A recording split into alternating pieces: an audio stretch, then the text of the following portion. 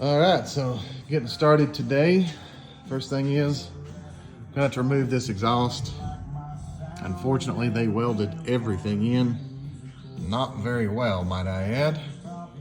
But nonetheless, we're gonna have to cut it out.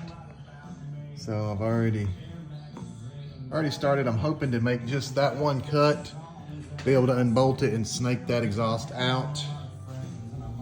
Then I can get to all the brackets and hopefully get the tank dropped today. All right, got the exhaust out of the way. Luckily, we only had to make one cut, so hopefully we can get that welded back on pretty easily. I may even give it a shot myself. So now, gotta get the tank straps loose. Well, gotta get this shield out of the way first. Get the heat shield out of the way. We're gonna have to loosen these, drop that bar. I'm thinking I might be able to get away with leaving this bar up and even leaving the rear end in, but I'll have to pull this out at an angle because the tank's right here, but it runs all the way up to up here. But I think I can probably get it out without dropping that rear end. I guess we will see. I'll keep you tuned in. All right, we've got pan hard bars, and I guess that's what you call them. Pan hard bars out of the way. Heat shield out of the way, exhaust out of the way. Now it's time to try to drop this tank. Like I said, hopefully we won't have to move that rear end. I really don't think so. We got some room here. I may have to drain it a little, but we'll see.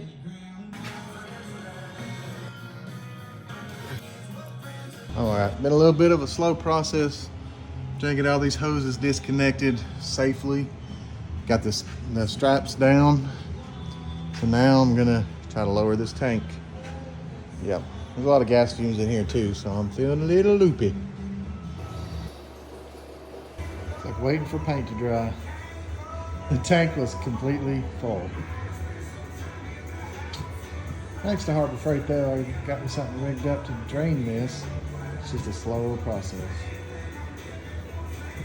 Well, this, my friends, is why most people prefer to cut a hole in the top, make an access point. I've almost got it. I just worn myself out here.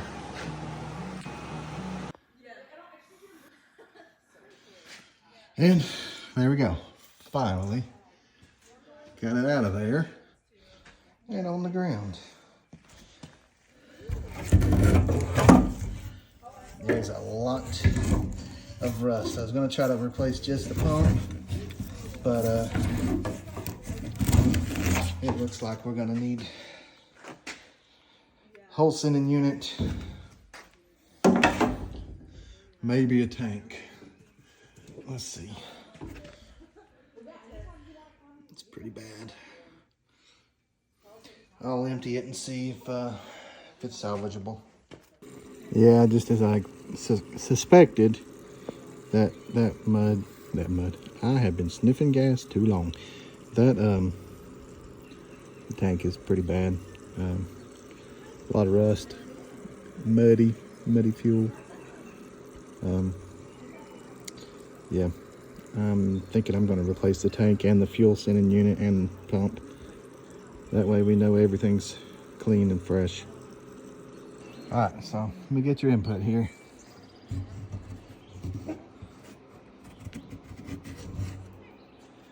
The whole inside of the tank is like that. I mean, is that cleanable, salvageable, or should I just order a new tank? Like I said, the whole tank looks that way. Might try to pour some acetone in it and see if that does any good. In case you were wondering, this is what the fuel sending unit looks like.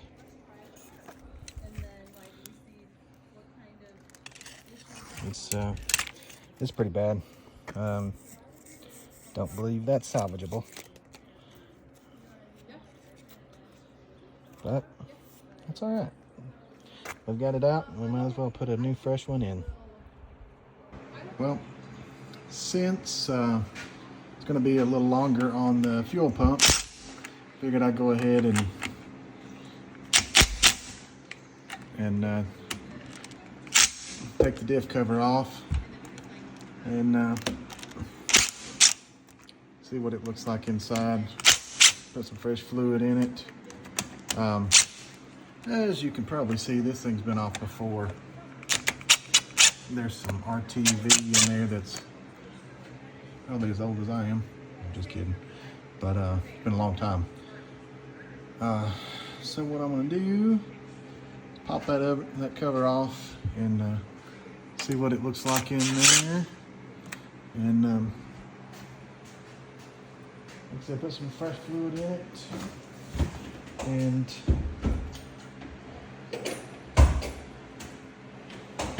freshen it up. Excuse me while I get my... There we go. There's the good stuff. Yeah, that stuff looks and smells burnt. So that's a good thing we're popping this off. I planned to do that anyway, so just wasn't going to do it today. But what we'll do is take this cover off, see if I can clean it up, repaint it, clean this stuff up back here a little, check everything out, and just one more thing marked off the list. We'll get this thing on the road before it's over with. Thanks for tuning in, everybody. Alright, so I'm going to take this last bolt out. We're going to see what it looks like in there. I know it's got a open diff in it anyway, but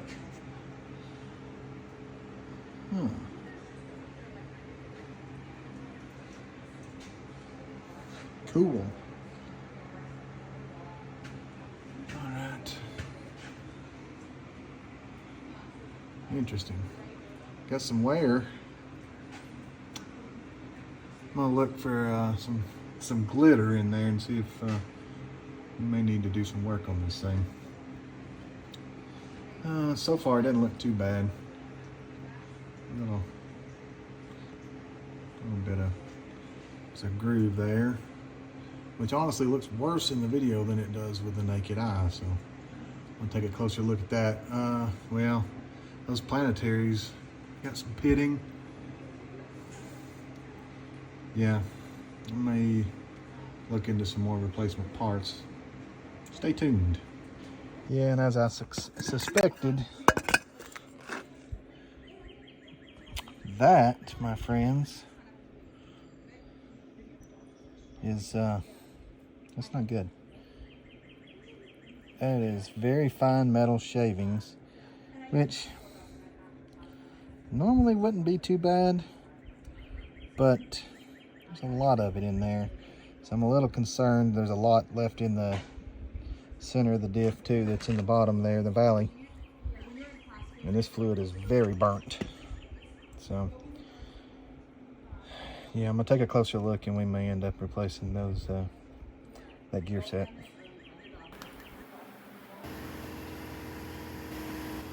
Well, good news is this thing's buffing up pretty good. Bad news is I buffed my hand. Yeah, don't look like much, but it hurts like a mother. But this thing cleaned up pretty good. That's probably enough for today. I may spray some paint on it. I kind of like that hammered look that it's got, the little pits from the rust. But yeah, I'll keep you updated. And as I was worried about, there's a lot of material in there, a lot of pitting, a lot of wear on those gears. So I think what I'm gonna do is maybe replace this rear diff, at least the center section. Yeah, oh well, part of it sometimes. One thing about it, this thing will be better than ever when we get it back together.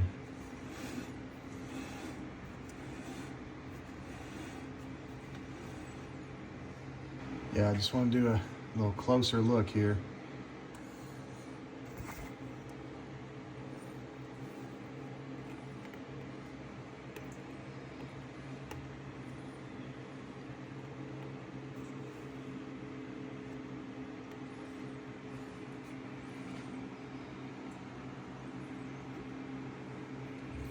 There's a lot of material in there. Well, that's all right.